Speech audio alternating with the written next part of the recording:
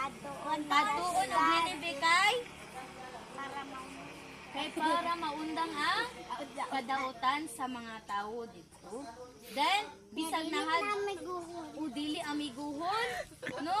So, bisag nahadlok si Jonah, apan karon duna na siya'y dakong pagsalig sa Ginoo. Sa asa din? Wow! Abi na kong sa silingan. No? So, tulo da ito kagabi og tulo ka adlaw nga si Jonah naa sa tiyan sa So, pagkagawa si Jonah, bisag nahadlok siya, iyang gisangyaw nga maghinulsol ang mga tao sa Nineveh. So, naminaw ba ang mga tao? Wala. Naminaw sila. So, mauna ang misteryoso kaayo kay naminaw ang mga tao sa pagsangyaw. So, unsa may gibuhat sa Diyos sa tao sa Nineveh? Gihukman ba o gipasaylo?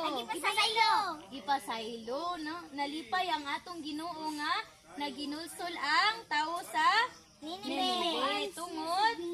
Yes. Unsa? Gikuan siya sa iyang Ginoo.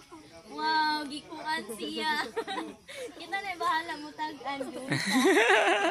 So, kaya ang atong Ginoo mahigugmaon o mapinasayloon nga Diyos. Unsa ang atong Ginoo balong?